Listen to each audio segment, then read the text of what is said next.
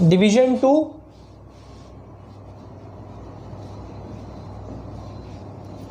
Second, division second, and it is bryophyta. ठीक है, division second क्या स्टडी कर रहे हैं? ब्रायोफाइटा हम स्टडी कर रहे हैं, करेक्ट। ब्रायोफाइटा को हम एम्फीबियस प्लांट बोलते हैं, जो प्लांट एम्फीबियस होता है। अभी आपने एनिमल तो सुना रहेगा एम्फीबियस, बट प्लांट शायद आप पहली बार सुन रहे हो एम्फीबियस। ठीक है, बता देता हूँ इसका मतलब क्या है और क्यों इसे हम एम्फीबियस प्लांट कहते हैं। अगर मैं आपसे कहूँ कि एम्फीबियन एनिमल, तो तुरंत आपके दिमाग में एग्जाम्पल आएगा फ्रॉग। जो एनिमल वाटर में और लैंड में दोनों में रहेंगे उसे हम बोलेंगे एम्फीबियन। ठीक है, फिर आप सेकेंड एग्जाम्पल दोगे क्रोकोडाइल, थर्ड एग्जाम्पल आप दोगे स्नेक, फिर आप थोड़ी देर के बाद में बोलोगे कुछ और एनिमल। तो बेटा ये सारे एग्जाम्पल रॉन्ग है। फ्रॉग एक ऐसा आंसर है जो करेक्ट है इसके लिए। एम्फीबियन में अभी आप बोलेंगे सर ऐसे कैसे रॉन्ग है, क्रोकोडाइल भी वाटर में भी रहता है, क्रोकोडाइल लैंड पे भी रहता है, तो क्रोकोडाइल तो एम्फीबियन हो गया। नहीं, आंसर ऐसे तो अगर मैं आपको बोलूँ कि ह्यूमन बीइंग स्विमिंग भी करता है और लैंड पे भी चलता है तो हम भी एम्फीबियन है। So this is an wrong answer for that. The correct answer is the animal which requires land as well as water. पानी भी चाहिए, लैंड भी चाहिए, ताकि उसके जनरेशन कंटिन्यू हो सके। ठीक है, ऐसे एनिमल जिसका जनरेशन स्टॉप हो जाएगा इन दो चीज के बिना।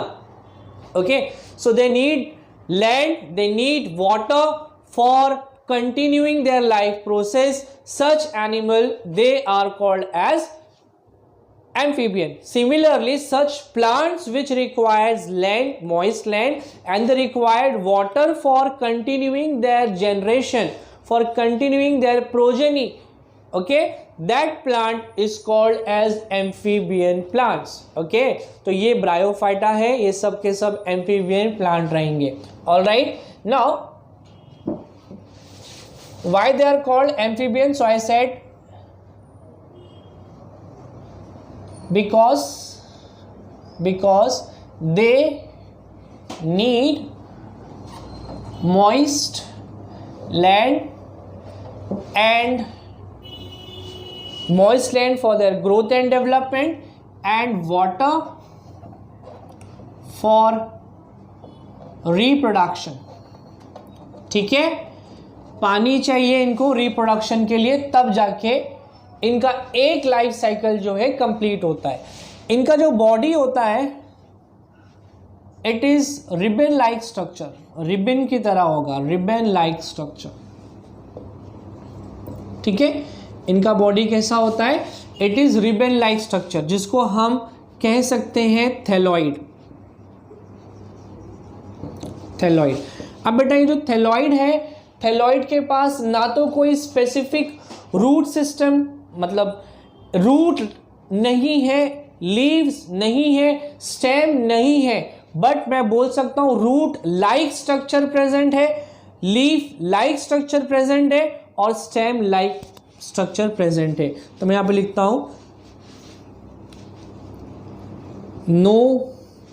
नो ट्रू, ठीक है, no true stem, no true leaves, and they do not have true roots also. Instead of saying this, I will say they have stem like structure, they have leaf like structure, okay, and the root like structure we call it as rhizoid, जिसकी help से water का absorption थोड़ा बहुत उसके अंदर पाया जाएगा।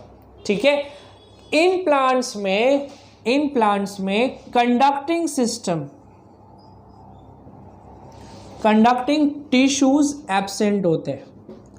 मैं Kasim Qureshi with more than 10 years of teaching experience आपके लिए लाए एक exclusive free live classes with Noon app, जहां पर अनलिमिटेड डाउट सॉल्विंग और आपको हाई क्वालिटी के नोट्स प्रोवाइड किए जाएंगे और इसमें कोई भी हिडन चार्जेस नहीं है, ये एब्सोल्युटली 100% फ्री है आप लोगों के लिए। तो क्लास 9th और क्लास 10th के बच्चे बायोलॉजी के लिए मेरे साथ जुड़ सकते हैं। तो करना क्या है, आपको डाउनलोड करना है ऐप को, डिस्क्रिप्शन बॉक्स में उसका लिंक दिया है और ज्वाइन करिए मेरे ग्रुप को। टाइमिंग बता दूं मैं आपको कि इसका टाइमिंग जो है for 9th standard it will be from 7 to 8 PM and for 10th standard it will be from 9 to 10 PM daily same. अब कंडक्टिंग टिश्यू का मतलब क्या होता है, देखो रूट में से वाटर को एब्जॉर्ब करके प्लांट के हर एक पार्ट में डिस्ट्रीब्यूट करना है, ठीक है। जैसे कि हार्ट में से ब्लड को बॉडी के हर एक पार्ट में डिस्ट्रीब्यूट करना है तो हमें वहां पे चैनल्स चाहिए। खेतीबाड़ी करने के लिए पानी बहुत दूर है और खेतीबाड़ी यहाँ पे होती है, तो हम ड्रम भर भर के वहाँ पे लेके जाके पानी नहीं डालेंगे, एक चैनल का क्रिएशन कर देंगे। तो वहाँ से जब पानी छोड़ा जाएगा तो अपने आप वो बहता हुआ जहाँ आपको डालना है, जहाँ उसको डाइवर्ट करना है, डायरेक्शन उसका आप चेंज कर सकते हो। सिमिलरली प्लांट्स के अंदर रूट से पानी जो खिंचता है तो प्लांट के हर एक पार्ट में वाटर को डिस्ट्रीब्यूट करना होता है, तो उसके अंदर भी चैनल्स होते हैं, ठीक है। तो ये कंडक्टिंग सिस्टम है, करेक्ट। इसके पहले आपने कभी ये वर्ड सुना नहीं होगा, इसके लिए इतना सिंपल फॉर्म में आपको बता रहा हूँ, बट एक्चुअली बहुत कुछ है इसके अंदर। तो ये कंडक्टिंग टिश्यूज जो होते हैं इसके अंदर नहीं होते, एब्सेंट होता है, ठीक है। एग्जाम्पल की बात करें तो सबसे बेस्ट एग्जाम्पल जो है इसका वो है फ्यूनेरिया, ओके, फ्यूनेरिया, ठीक है। फ्यूनेरिया जो है मॉस के कैटेगरी में आता है। फ्यूनेरिया का डायग्राम लाइक इसमें ऐसे लीफ लाइक स्ट्रक्चर आपको देखने को मिलेंगे। मैं पूरा डायग्राम नहीं ड्रॉ कर रहा हूँ, टेक्स्ट बुक से आप देख सकते हो, ओके। और इसके अंदर एक ऐसा स्ट्रक्चर होता है जिसकी हेल्प से रिप्रोडक्शन होता है, that is called capsule, the top most part called as capsule. उसके अंदर रिप्रोडक्टिव ऑर्गन होगा और वहाँ पे वाटर की हेल्प से बेटा रिप्रोडक्शन जो है कंटिन्यू, उनका जो लाइफ साइकिल है वो कंटिन्यू होने वाला है, ठीक है। इसके अलावा रिशिया उसका एग्जाम्पल है, तो बहुत सारे एग्जाम्पल्स इसके अंदर है, ठीक है। चलिए, तो इस सेक्शन में बेटा हमने क्या स्टडी किया है, the second division bryophyta, they are called amphibian plant. Why they are called amphibian plant? Because they need moist soil for the growth and development and they need a drop of water to continue their life cycle, so we call it as amphibian plants, right? Body ribbon like structure है, thalloid है, उसके पास no root, no stem, no leaves, but rather they have root like structure, stem like structure and root like structure, they are called as rhizoid.